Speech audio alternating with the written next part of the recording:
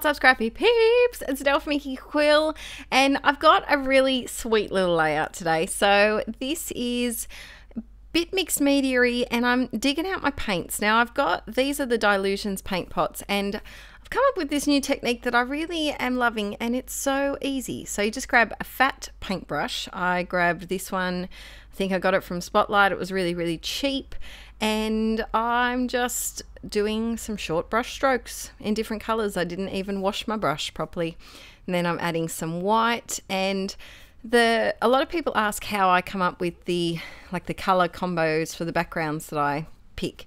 So as you can see, I'm scrapping 3 photos. Look peeps, I'm doing a multiple photo layout. I know a lot of you do them, and I started scrapbooking and thought that you had to just do one, and most of the time I do one because I combine my layouts with my project life, and I use the layouts to kind of like showcase or highlight one of my favorite photos and use the pocket pages for the rest of them. But I decided to do 3 photos, and something that you can do if you're worried about squishing too many photos into one is that you can have a main focus photo and then a smaller couple of ones as well. And I've done the smaller ones in black and white so that the focus is on that large photo of little Archie with my Nana. And now I'm using this sponge. It's like a beauty blender. I got it from a retreat and it's gorgeous to use. So if you've got any beauty blenders out for cheap, grab them, put them in your craft stash because they're very handy. Now you can see that I did the trick to stenciling, if you haven't stenciled before, is to not use too much paint. And you can see that blob in the dark blue part. I had used a little bit too much paint there, but that's okay. Using some Heidi Shine in hot pink and gold. And the reason why I went with these colors is because the photos that I had, well, A, 2 of them are black and white. B, the other one, my Nan's wearing white, Archie's wearing black and white. There's a little bit of floorboards in the background, but there's no real main color. Like, it's not pointing me in a direction. Usually I get my colors from my photos. So I just thought, you know what? I like pink. I like blue. Let's do pink and blue. That's a trick if you've ever got photos that are a bit too busy and or have a photo, green, that you really don't like. Sorry, I've got something in my throat there. You can always turn your photos black and white and scrap them that way. I'm actually using one of the printables for August for my Patreon for this video. It's a little floral piece that I designed, and I thought it matched the pink really perfectly. So then I'm adding some tissue paper to my main photo because I kind of imagined that the other black and white photos would be like a little photo strip.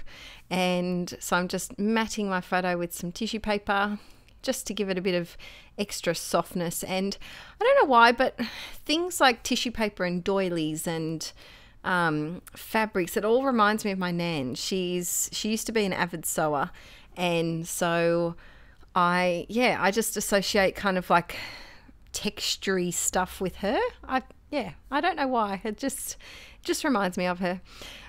So there's my little photo, and I actually don't think I use pattern paper on this layout. Ooh, shock horror.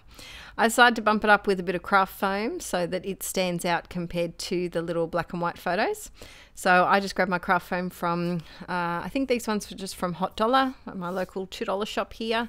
And it's just nice and cheap, and it's a much easier alternative than using foam tape and going through it ridiculously fast because, yes, I like my foam and I like my tape. 2 things that I can't go stingy on.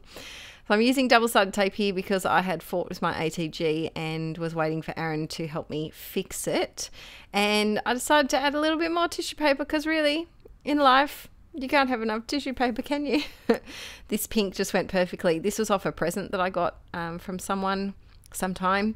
And it's always, look, I think you'll understand that sometimes you receive wrapping paper and tissue paper that's just too pretty and it's too nice to throw away, or you're out at a restaurant or a cafe and there's a napkin or a coaster that's just too pretty and you can use it in your craft. So don't feel bad. Tuck that stuff away for a rainy day because it does come in handy, like this tissue paper. There's some rips in it here and there, but I made it work. I decided I wanted to mat my photos with a white frame around the outside. So I just grabbed an offcut of my Basil Marshmallow cardstock and just popped it on. I don't prep this cardstock with anything for mixed media. It just takes it really, really well. I don't know if it's, I think it's designed for it. I'm not really sure, but it works out really, really nicely. So there's my little photos, and see how the white just makes it pop against that background. So it just needed a little something to help it along. Adding some double-sided tape, and before you say it, I know I add a lot of tape, but I'd much rather use my time and money using tape how I think it should be used on, especially on mixed media backgrounds. The things don't adhere as well, so I use a bit extra because I don't want to go to all that effort of sticking everything down and have it all fall off. So this is the little embellishment that I'm using from my Patreon and for August, and I decided to print it. This was printed at real size, but I have also printed them out smaller and used them as little embellishments too. Because this embellishment piece was so big, I didn't really need to do much. This was a really quick layout. I think I only times this one by maybe 1.5 times. I think it only took about 15 minutes to do this layout. So really easy one if you're looking for something to scrap lift. There I am trying to squeeze another one in, but I thought it worked out well with that. I'm going to put my title up the top there because it's just shouting out for a space at the top there to pop something on. A lot of people are asking me where I get these stars and hearts, and I'm sorry if in the comments I don't get a chance if you ask me where I get something from, especially on older videos. It's hard for me to go back and comment. My phone's having a bit of an issue with commenting back to YouTube at the moment. I keep writing things and they keep deleting themselves, which is driving me nuts. But I have these little stars and hearts that I just found on eBay. So I just typed in tiny heart sticker, tiny star sticker, and they managed to come up. So have a look on eBay if you're looking for something like this. They're just really nice to sprinkle around your layout like little enamel dots. I'm thinking of doing, I think I said this in a video on my second channel that's coming up soon or has already been on. But what would you guys think if I did a kind of like an Inkie Quill basics video where I went through what my go-to, like cardstock, adhesive, pens, paints, like just my go-to, just really quick video explaining my go-tos and why they are, because a lot of the time I get asked the same questions like, what cardstock do you use, what pen do you use, what glue do you use, and I'm thinking it might be easier rather than commenting back to every comment of just directing people to this video. What do you guys think? Let me know in the comments if you think that could help people. I don't know. So I'm just doing a bit of scripty font here using my Staedtler pens, pigment liners. And a lot of people have asked for a video on scripty font, and I'm trying to work out how to teach it.